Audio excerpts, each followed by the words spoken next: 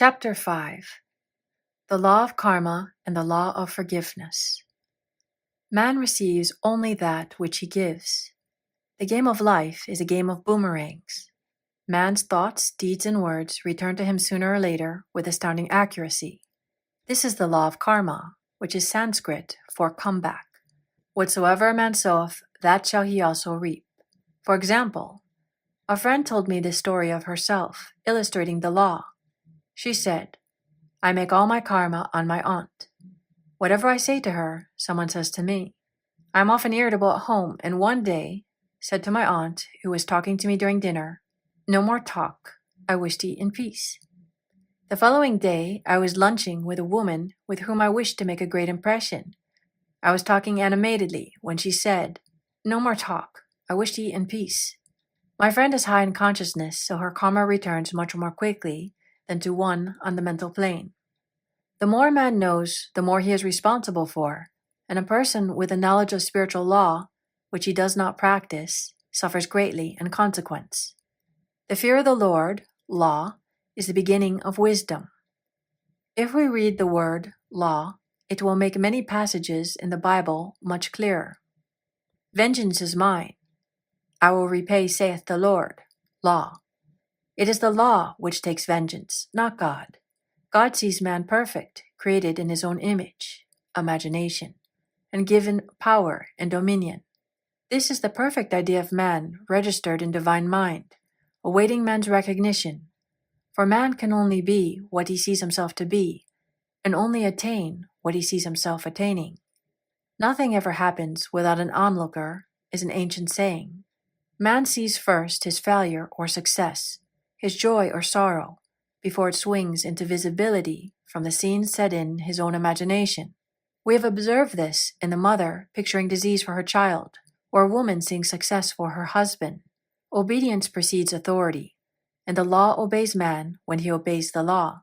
The law of electricity must be obeyed before it becomes man's servant.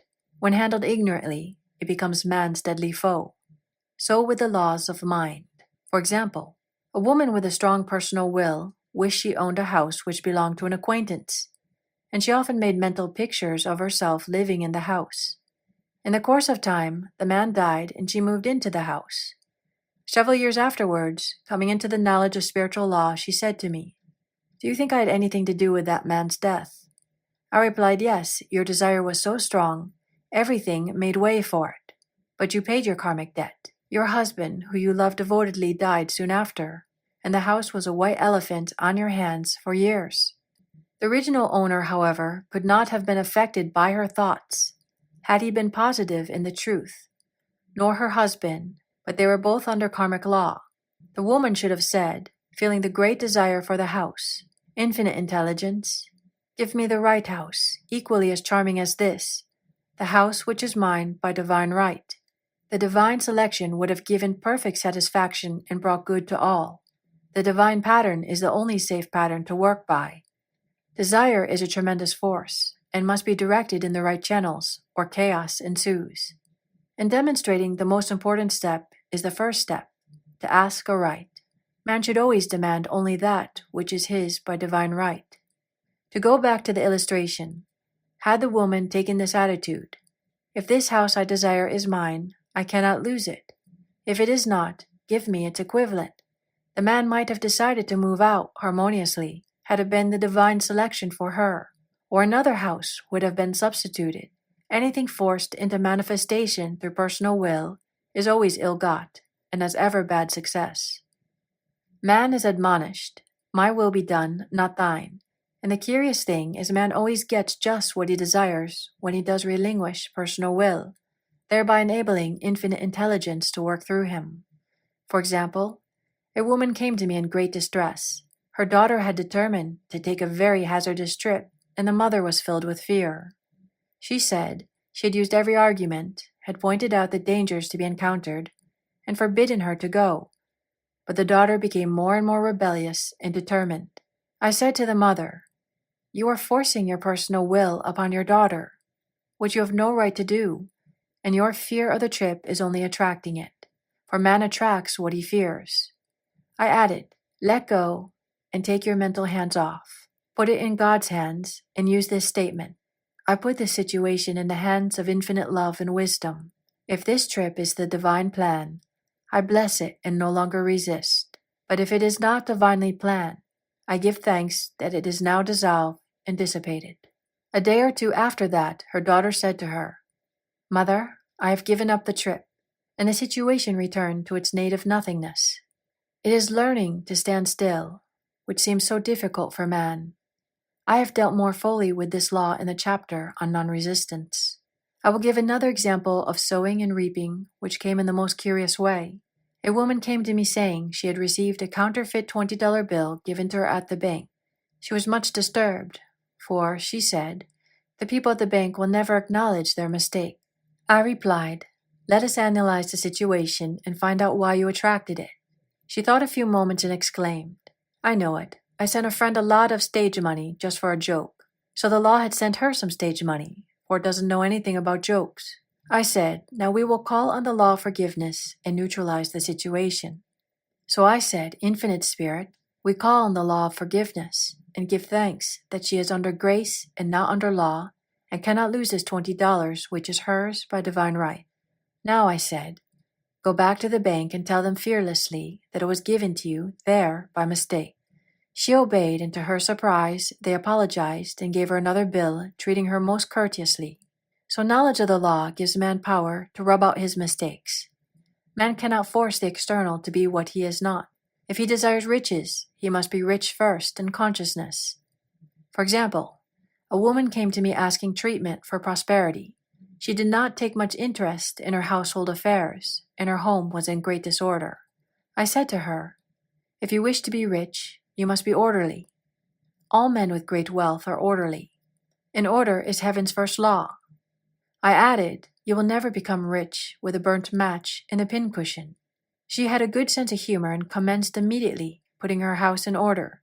She arranged furniture, straightened out bureau drawers, cleaned rugs, and soon made a big financial demonstration, a gift from a relative. The woman herself became made over and keeps herself keyed up financially by being ever watchful of the external and expecting prosperity, knowing God is her supply.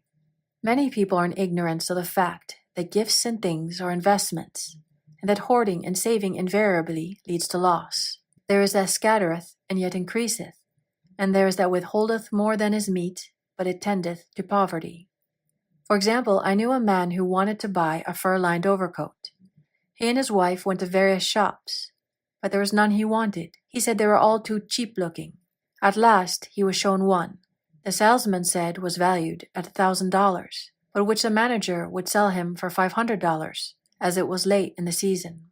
His financial possessions amounted to about $700. The reasoning mind would have said, You can't afford to spend nearly all you have on a coat. But he was very intuitive and never reasoned. He turned to his wife and said, If I get this coat, I'll make a ton of money. So his wife consented, weakly. About a month later, he received a $10,000 commission. The coat made him feel so rich, it linked him with success and prosperity. Without the coat, he would not have received the commission. It was an investment, paying large dividends.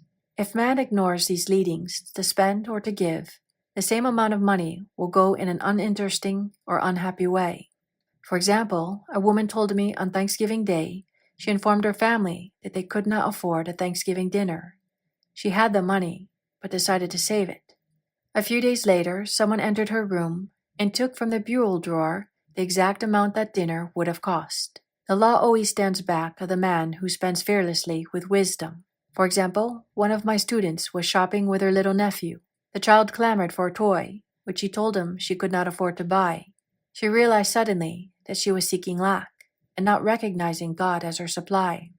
So she bought the toy and on her way home, picked up in the street the exact amount of money she had paid for it. Man's supply is inexhaustible and unfailing when fully trusted, but faith or trust must precede the demonstration. According to your faith, be it unto you. Faith is the substance of things hoped for, the evidence of things not seen.